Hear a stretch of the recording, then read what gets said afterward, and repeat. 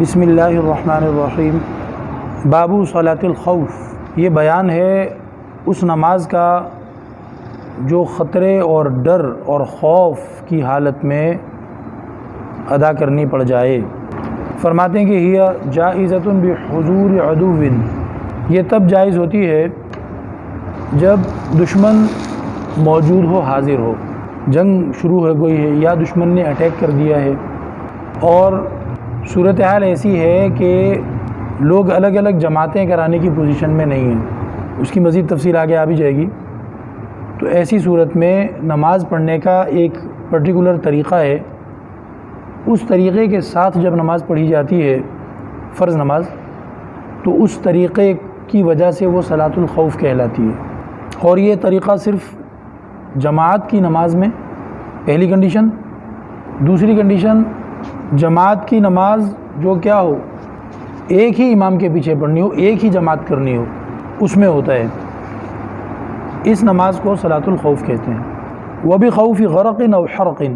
اسی طریقے پہ اگر ڈوبنے کا خطرہ ہے، سیلاب وغیرہ کی صورتحال ہے اور الگ الگ جماعتیں کرنے کی ترتیب نہیں بن سکتی، پانی اس طرف کو آ رہا ہے اور بس ابھی جو نماز شروع ہو رہی ہے اسی کو کرو، اور پانی کی روک تھام کے لیے یا پانی کی نگرانی کے لیے کہ کتنا نزدیک آ گیا، کیا صورتحال ہے، کچھ بندے ہمیں ریزرو رکھنے پڑیں گے، باقی بندے جماعت میں شریک ہو سکیں گے۔ ایسی سچویشن کے سارے بندے، سارے کے سارے نمازی وہ ایٹ دا سیم ٹائم امام کے پیچھے نماز میں مصروف نہیں ہو سکتے، اور جماعت بھی ایک ہی کرنی پڑ رہی ہے، جماعتیں بھی زیادہ نہیں ہو پا رہی ہیں۔ تو جو نمازی ہوں گے نا، یہ کچھ ریزرو ہوں گے، جو بھی ان کی ڈیوٹی لگائی گئی ہے، سیلاب کے پانی کی طرف نگرانی کریں یا دشمن کی طرف منہ کر کے کھڑے ہوں، اور کچھ لوگ امام کے ساتھ پیچھے نماز پڑھیں گے، پھر وہ سوئچنگ ہوگی، یہ چلے جائیں گے، وہ آ جائیں گے۔ اس سارے طریقہ کار کے ساتھ باجماعت نماز پڑھنے کو صلاۃ الخوف کہتے ہیں۔ تو غرق کہتے ہیں ڈوبنے کو، اور حرق کہتے ہیں جل جانے کو، آگ لگی ہوئی ہے اور وہی صورتحال کہ سارے کے سارے نیت باندھ کے کھڑے ہو جائیں گے تو آگ ان کو گھیر لے گی اور جل جائیں گے۔ تو کچھ بندوں کو ہم نے نماز میں اپنے ساتھ امام صاحب کے ساتھ مصروف کر دیا، اور کچھ بندوں کو آگ کی نگرانی کے لیے کہ بھائی اگر آگ اتنا نزدیک آنے لگ جائے کہ تم ہمیں فوراً بتاؤ تو ہم نماز توڑ کے بھاگیں پھر، یا جو بھی صورت ہو۔ تو اس طریقے پہ تو دشمن کی موجودگی میں بھی جائز ہے، سیلاب وغیرہ کے خطرے کے وقت بھی جائز ہے، اور اسی طریقے پہ آگ لگنے کے خطرے کے وقت بھی، اور بھی مثالیں ہو سکتی ہیں۔ کوئی جانور ایسے آ گئے ہیں علاقے میں کہ وہ حملہ کرتے ہیں لوگوں پر اور خطرہ ہر وقت رہتا ہے، تو اس میں بھی یہ ہو سکتا ہے۔ ٹھیک ہے جی۔ وَإِذَا تَنَازَعَ الْقَوْمُ، لیکن میں نے بتایا شرط یہ ہے جی، تو پہلی شرط تو یہ ہے کہ جماعت سے نماز ہو، اور دوسری شرط یہ ہے کہ جماعت، صورتحال ایسی ہے کہ ایک ہی ہو سکتی ہے بس جماعت ابھی۔ ٹھیک ہے، تو کہتے ہیں کہ اذا تنازع القوم فی الصلاۃ خلف امام واحد، تو کہہ رہے ہیں کہ اذا تنازع القوم فی الصلاۃ خلف امام واحد، جب قوم کا اختلاف ہو جائے، جھگڑا ہو جائے، تنازع کہتے ہیں جھگڑے کو، اور جھگڑا اس بات پر ہے کہ ہم ایک ہی امام کے پیچھے نماز پڑھنا چاہتے ہیں، یا تو جھگڑا ہو گیا یا ٹائم، حالات اجازت ہی نہیں دے رہے دوسری جماعت کرانے کی، ایک ہی جماعت کرو اور نکلو یہاں سے، ابھی آگ لگ جائے گی ہر طرف۔ ٹھیک ہے، فَيَجْعَلُهُمْ طَائِفَتَيْنِ، تو امام صاحب کیا کریں کہ ان کو کہیں کہ بھئی دو ٹیمیں بن جاؤ، دو گروپ، طائفتن ایک گروپ، طائفتین کتنے گروپ، دو۔ آپ کی کتاب ہے اولین اور آخرین، اسی طرح قرآن پاک میں آتا ہے ثقلین، والدین، تو دو۔ طائفتین کتنے گروپ، دو گروپ۔ واحدۃ بإزاء العدو، ایک گروپ کو دشمن کا سامنا کرنے کے لیے ریزرو کر دیا جائے، ازاء کہتے ہیں سامنے کو۔ وَيُصَلِّي بِالْأُخْرَى، صلاۃ کرے یعنی نماز پڑھائے، بالأخرى دوسرے گروپ کو، رکعۃ من الثنائیہ ورکعتین من الرباعیہ، اگر تو دو رکعت والی نماز ہے جیسا کہ کون سی، فجر، تو ایک رکعت ایک گروپ کو پڑھائے گا، دوسری رکعت دوسرے گروپ۔ ورکعتین من الرباعیہ بالمغرب، چار رکعت والی نماز ہو یا مغرب کی جو کہ 3 رکعت والی ہوتی ہے، تو پھر پہلے گروپ کو کتنی رکعتیں پڑھائے گا؟ 2، ٹھیک ہے، رکعتین من الرباعیہ۔ جب 1 رکعت ان کی پوری ہو گئی فجر کی نماز میں اور 2 رکعتیں پوری ہو گئی ظہر، عصر، مغرب اور عشاء میں، امام صاحب نے اشہد ان لا الہ الا اللہ واشہد ان محمد عبدہ رسول پڑھ کے تحیات پڑھ کے امام صاحب اللہ اکبر کہہ کے کھڑے ہوں گے، یہ اللہ اکبر کہہ کے کھڑے ہو کر چلے جائیں گے، ٹھیک ہے، اور دوسرا گروپ آ جائے گا، امام صاحب اپنی نماز میں ہیں، یہ لوگ بھی بیسیکلی نماز میں ہی ہیں، ایسا نہ ہو کہ یہ ادھر کو منہ کر کے لطیفے سنانا شروع ہو جائیں ایک دوسرے کو، ہاں یہ نماز کے دوران ہی ہے، بس کیا ہے کہ مجبوری ہے کہ انہوں نے دشمن کی طرف منہ کر کے کھڑے ہونا ہے، تو اس لیے قبلے سے پھر جائیں گے، اپنا جدھر کو جو دشمن کی ڈائریکشن ہے ادھر کو جا کے اپنا چپ چاپ دشمن کی طرف منہ کر کے اپنی گن وغیرہ پکڑ کے کھڑے ہو جائیں، جو بھی پوزیشن ہے وہاں پہ جا کے کھڑے ہو جائیں، یا اگر پانی کا یا آگ کا یا کسی اور آفت کا معاملہ ہے تو وہ جو بھی ان کے ذمہ کام ہے وہ کریں۔ اور تمضی هذه العدو المشاتن، لیکن یہ پیدل جائیں گے، قریب میں بائکیں کھڑی کی ہوئی تھی یا گاڑیاں تھی تو ان میں بیٹھنے میں نہیں، نماز ہی ایسی لوکیشن پہ پڑھیں کہ پیدل جو ہے وہ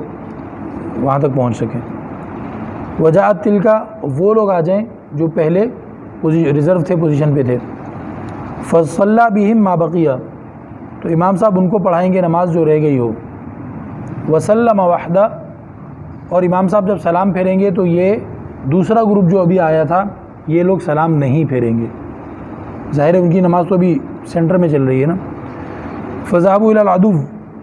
وہ چلے جائیں گے دشمن کے سامنے۔ ثم جاءت الاولی، وہ جو پوزیشنوں پہ گئے تھے 1 رکعت یا باقی نمازوں میں 2 رکعتیں پڑھ کر وہ واپس آ جائیں گے۔ وَأَتَمُّوا بِلَا قِرَاءَةٍ، اور چونکہ یہ لوگ وہ ہیں لاحق شروع سے امام کے ساتھ تھے نا، تو یہ آ جائیں گے اور آ کر بغیر قرات کے نماز اپنی پوری کریں گے۔ قرات اس میں یہ نہیں کریں گے، لاحق قرات نہیں کرتا، لاحق کے مسائل ہم پڑھ چکے ہیں پیچھے۔ لاحق وہ ہوتا ہے جو امام صاحب کے ساتھ نماز اسٹارٹ کی تھی، پھر کسی مجبوری کی وجہ سے، جس مجبوری کو شریعت بھی کیا کرے جی تسلیم کرے، ایڈمٹ کرے، الاؤ کرے، اس مجبوری کی وجہ سے اس کو بیچ میں سے جانا پڑ گیا اور اس نے تمام کنڈیشنز کا خیال بھی رکھا، نماز ٹوٹنے نہیں دی اس نے اپنی،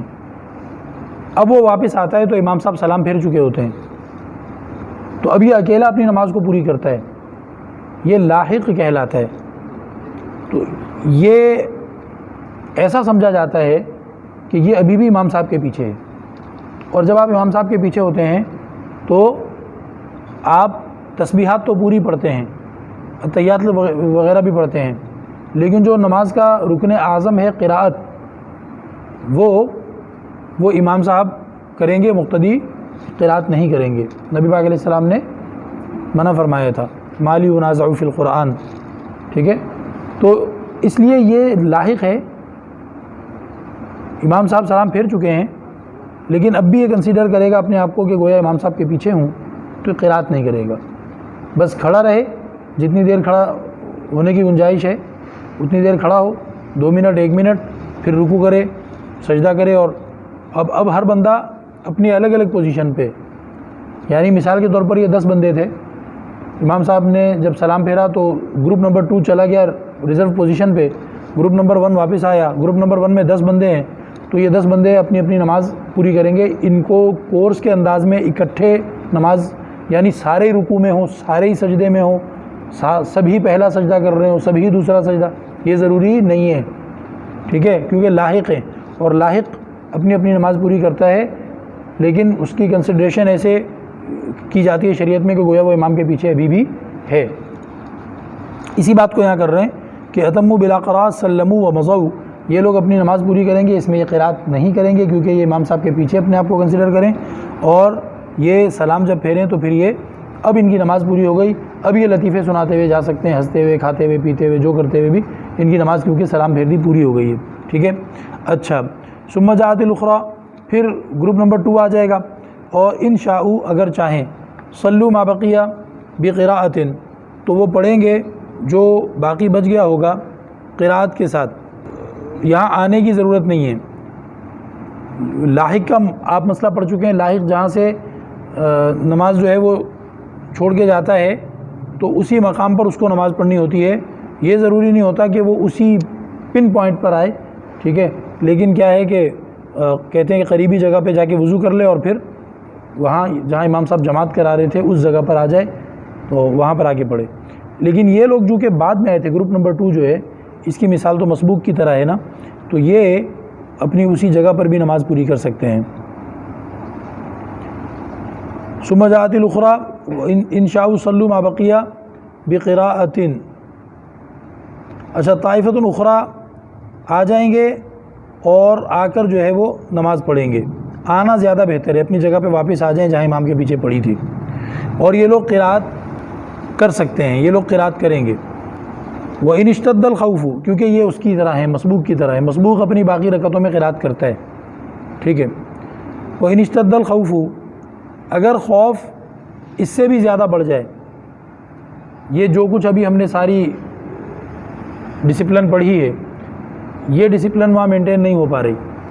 جماعت سے نماز ہی نہیں ہو پا رہی، تو کیا کریں؟ نماز معاف ہو جائے گی؟ کہہ رہے نہیں، نماز معاف نہیں ہوگی۔ وَإِنِ اشْتَدَّ الْخَوْفُ، اگر خوف اس سے بھی زیادہ بڑھ جائے، صلوا رُكْبَانًا فُرَادًا، تو نماز پڑھ لیں گے سواری پہ، اپنی اپنی، جو جس سواری پہ ہے، کوئی جیپ پہ ہے، کوئی بائک پہ ہے، کوئی ہے، تو اس وہیں پہ نماز پڑھ لیں گے، اپنی سواری پر ہی، چلتی سواری پہ۔ اور فرادا، یہ جماعت سے نہیں ہو سکتی۔ پتہ چلا فوجی ٹرک ہے، پاکستانی فوجی ہیں اور جنگ کی صورتحال ہے، اور تو انہوں نے ٹرک کے اندر ہی ایک بندے کو اپنا امام بنایا اور سیٹوں پہ بیٹھے بیٹھے سب نے اللہ اکبر کر لی، نہیں، ایسے نہیں۔ اگر امام بنانا ہے تو اس کی جو پوزیشننگ ہوتی ہے کہ امام آگے ہو اور قبلے کی طرف منہ کر کے اور لوگ پیچھے ہوں، تو وہ نہیں بن پا رہی نا وہاں پر، تو اس لیے اپنی اپنی نماز پڑھیں گے بالایمائی۔ اور اگر دشمن کے ڈرونز جو ہیں وہ کیا ہے، موومنٹ بھی سینس کر رہے ہیں کہ جیسے بندہ ہلتا ہے تو اس کی پکڑ میں آ جاتا ہے کہ بھئی اس پہ گولہ مارو، یہ کوئی ہل رہا ہے، تو پھر وہ اشارے سے نماز پڑھ لیں، بالایمائی، اشارے سے نماز پڑھ لیں۔ الی ای جہت قدروا، جس جہت پر بھی ان کا بس چلے، بھلے قبلے کی طرف کمر کر کے بیٹھنا پڑا ہو، تو اشارے سے نماز پڑھ لے۔ ولم تجز بلا حضور عدو، کہہ رہے ہیں کہ یہ جو ہے نا، ایک امام کے پیچھے نماز پڑھنے پر جھگڑا ہو گیا اور بندے سارے ایٹ اے ٹائم نماز میں مصروف ہو نہیں سکتے، تو یہ سچویشن خوف کے علاوہ بھی تو بن سکتی ہے کبھی۔ خوف نہیں ہے، لیکن کوئی انتظامی مسئلہ ہے، اس میں جان نہیں جائے گی، نہ جل کے مر جائیں گے، نہ ڈوب جائیں گے، نہ دشمن قتل کرے گا، لیکن انتظامی خرابی ہوگی کچھ، ٹھیک ہے جی، کچھ انتظامی خرابی ہوگی، تو پھر کیا کریں؟ کروڑوں روپے کا نقصان ہو جائے گا اگر سارے کے سارے نماز میں لگ گئے، تو فلاں چیز جو ہے وہ پروسیس میں ہے، وہ سب خراب ہو جائے گی اور پیسے ضائع ہو جائیں گے، اور لیکن پھڈا چل رہا ہے کہ بھئی ہم سب نے اسی امام صاحب کے پیچھے نماز پڑھنی ہے، تو اس صورت میں کیا ایسا کر لیں یہ والی ڈسپلن؟ تو کہہ رہے ہیں نہیں، یہ صرف جان کے خطرے میں ہوتی ہے یہ اجازت، کیونکہ نبی پاک علیہ السلام نے، اور قرآن کریم میں بھی اس کے بارے میں آتا ہے صلاۃ الخوف کے بارے میں، تو وہ خوف کے بارے میں ہے صرف، لہٰذا انتظامی معاملات کی وجہ سے، یا جناب فلاں لیڈر آ گئے بہت بڑے کوئی، اور وہ لیڈر صاحب آ گئے اور وہ ایک ہی نماز یہاں پڑھیں گے، پھر آگے ان کا معاملہ جانے کا ہے، وہ نہیں رک سکتے مزید، تو لوگ آپس میں لڑ پڑے کہ نہیں ہم سب ان کے پیچھے نماز پڑھیں گے، تم دوسرے امام کے پیچھے پڑھ لو دوسری جماعت میں، ہم تو انہی کے پیچھے پڑھیں گے، یعنی لائلٹی، آؤٹ آف لائلٹی، لوگ جو ہے بڑے ان کے وفادار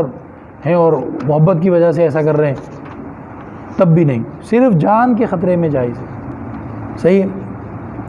ولم تجز بلا حضور عدو،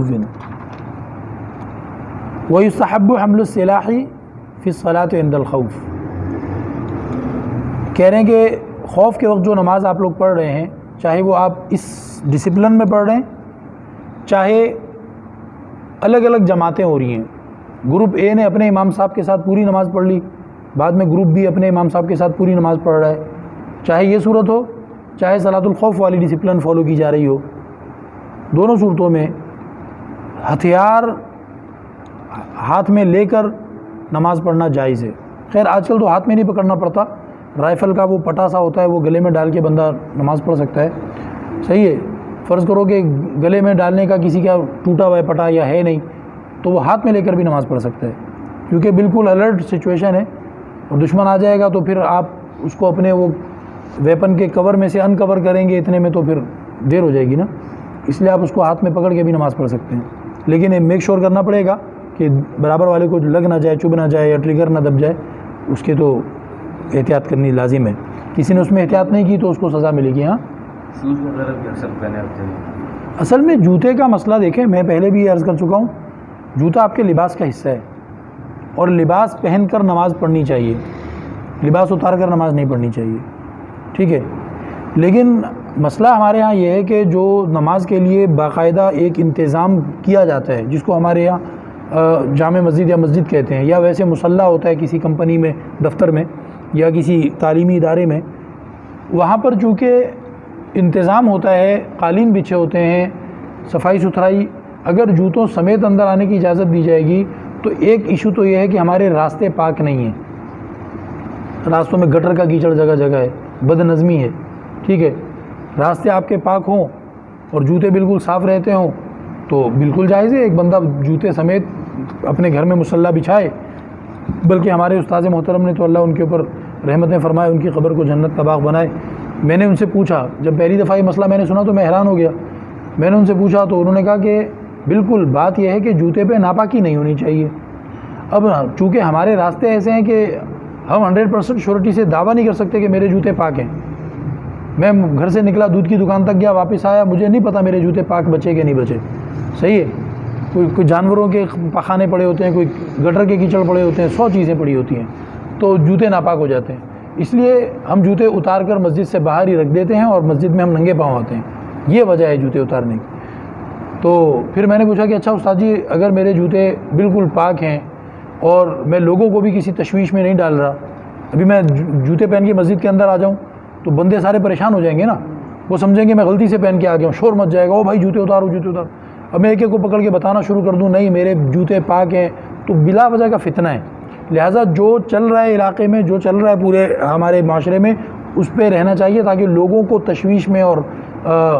پرووک نہ کریں آپ کسی کو۔ تو یہ آداب میں سے ہو گیا۔ اور جائز ناجائز کا مسئلہ ہے کہ آپ کا جوتا پاک ہے تو آپ گھر کے اندر نماز پڑھ رہے ہیں، آپ اپنے شوز ووز اچھی طرح ٹائٹ کریں، بالکل اپنی کٹ میں کام پہ جانے کے لیے جانماز بچھائیں، نماز پڑھیں اور نکل جائیں، بالکل جائز ہے۔ تو پھر میں نے استاد جی سے پوچھا کہ اچھا اس کا مطلب ہے کہ اگر میں بالکل نئے جوتے خریدتا ہوں، اس میں تو مجھے یقین ہے کہ یہ ناپاک نہیں ہے، تو وہ میں پہن کے نماز پڑھ لیا کروں؟ تو انہوں نے کہا کہ اچھا ہے، ایک مرتبہ ضرور پہن کے پڑھ لیا کرو تاکہ نماز کی برکت اس جوتے کو بھی حاصل ہو جائے، ٹھیک ہے نا۔ تو یہ تو اور اچھا ہے کہ آپ گھر بھر میں جو ہے اس طریقے پہ اپنی ذاتی کسی جگہ میں جوتے پہن کے نماز پڑھیں، جہاں کسی کو تشویش نہ ہو کہ بھئی یہ جوتے پہن کے مسجد میں آ گیا اور یوں ہو گیا اور یوں ہو گیا، ٹھیک ہے۔ تو یہ جوتے جو ہیں وہ اتار کے نماز پڑھنا کوئی شریعت کا حکم نہیں ہے۔ شریعت کا حکم یہ ہے کہ آپ کا جسم، آپ کا لباس A to Z پاک ہو ناپاک نہ ہو۔ اب جوتا بھی لباس کا حصہ ہے، جوتا اگر پاک ہے آپ پہن کے نماز پڑھ سکتے ہیں۔ تو دو باتیں ہو گئی، ایک تو ہے کہ مسجد میں انتظام خراب ہوگا، آپ جوتے پہن کے آگے مٹی کیچڑ قالینوں میں گھس جائے گا سارے، صحیح ہے۔ اور دوسرا ہے کہ ہمارے معاشرے میں اس کو ادب کے خلاف سمجھا جاتا ہے کہ بندہ جوتا پہن کے مسجد میں آ جائے تو کہتے ہیں یہ اس نے گستاخی کی، بے ادبی کی۔ تو لوگوں کو فتنے میں نہ ڈالیں، آپ کو پتہ ہے نا کہ آپ کے جوتے پاک ہیں، مسجد میں 50 بندے موجود ہیں، ان کو تو نہیں پتہ، ان کو جب تک آپ سمجھائیں گے تب تک آپ کو وہ آپ کے گریبان تک پہنچ چکے ہوں گے کہ یار تو نے جوتے پہنے ہماری مسجد کی بے ادبی کی۔ تو اس لیے نہ تو فتنہ مچائیں اور نہ ناپاک جوتا پہنیں، اور انتظامات میں بھی دوسروں کا ساتھ دیں۔ ظاہر ہے خادمین ہوتے ہیں مسجد کے، صفائیاں کر رہے ہوتے ہیں، آپ کا جوتا پاک تھا، آپ پاک رستے پہ چل کے آئے، مٹی پاک تھی، سب پاک، لیکن آپ کے جوتے کے ڈیزائنوں میں مٹی گھسی ہوئی ہے، آپ ادھر قالین پہ آ کے کھڑے ہوئے، ساری مٹی، صحیح ہے، آپ نے مسجد کی صفائی کی، ایسی تیسی کر دی۔ تو بس ان چیزوں کا خیال کر لیں۔ کچھ چیزوں کا تعلق آداب سے، ایٹیکیٹ سے ہوتا ہے، کچھ چیزوں کا تعلق حلال حرام جائز ناجائز سے ہوتا ہے، اس میں اگر ہمیں تمیز کرنی آتی ہے تو ہم جوتے پہن کے بالکل نماز پڑھ لیں، کوئی مسئلہ نہیں ہے۔ اچھا جی، یہ بات آئی کدھر سے تھی؟ تو کہتے ہیں کہ یہ ہاں فوجی کے بارے میں آئی تھی نا، کہ فوجی نے شوز پہنے ہوئے تو وہ خوف کے ٹائم میں نماز پڑھ رہا ہے، تو اس کا میں نے جواب دیا کہ کہ بالکل وہ شوز پہن کے نماز پڑھے گا، صرف وہ شوز کو پاک کر لے گا اگر ناپاک ہے کہیں سے۔ اچھا جی، وَإِن لَّمْ يَتَنَازَعُوا فِي الصَّلَاةِ خَلْفَ إِمَامٍ وَاحِدٍ، یہ تو تب ہے جب ان کے جھگڑے کا خطرہ ہو،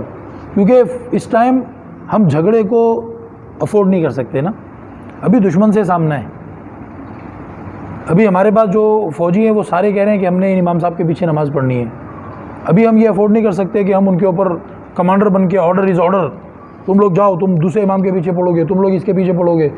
تو وہ پھر دل سے لڑے گا نہیں، وہ کہے گا یار دیکھو ہمیں ان کے پیچھے نماز نہیں پڑھنے دی،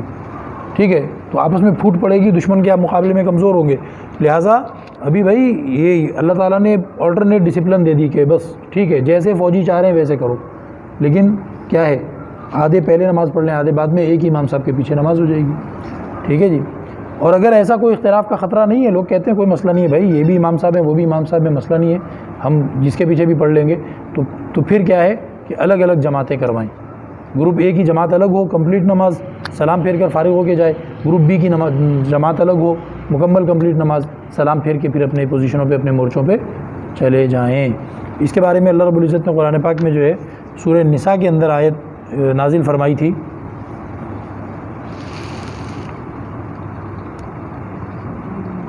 تو اس آیت کے بموجب اللہ تعالیٰ نے یہ سارا طریقہ بتایا ہے کہ اگر تمہیں خوف ہو تو پھر جو ہے اس طریقے پہ دو گروپ بنا لو، اور یہی سارا طریقہ ان آیات میں بتایا گیا ہے۔ تو یہ تھی صلاۃ الخوف اور یہ تھا اس کا طریقہ۔ اللہ جل شانہ ہمیں نماز کا اہتمام نصیب فرمائے۔ دیکھیں اس سے ایک بات یہ پتہ چلتی ہے کہ نماز معاف نہیں ہوتی۔ ہم لوگوں نے اپنے فضول قسم کے عذر بنائے ہوتے ہیں، یار آج ظہر اور عصر اور مغرب نکل گئی، کیوں نکل گئی بھائی؟ بھیا وہ سی سائڈ گئے تھے، کلفٹن سمندر کے ساحل پہ گئے ہوئے تھے، ہیں وہاں کیسے پڑھتے نماز؟ تمہیں تو پتہ ہے، پھر کیا تمہیں تو پتہ ہے، پھر پڑھو نماز وہاں پہ۔ میں اس دن وہاں گیا تو عصر کی نماز کا وقت نکلنے کا خطرہ ہو رہا تھا، تو میں نے ادھر ادھر دیکھا، کوئی سوٹیبل پرسن نظر نہیں آیا۔ اللہ کا کرنا کہ ایک میں بھی اپنے گھر والوں کے ساتھ تھا،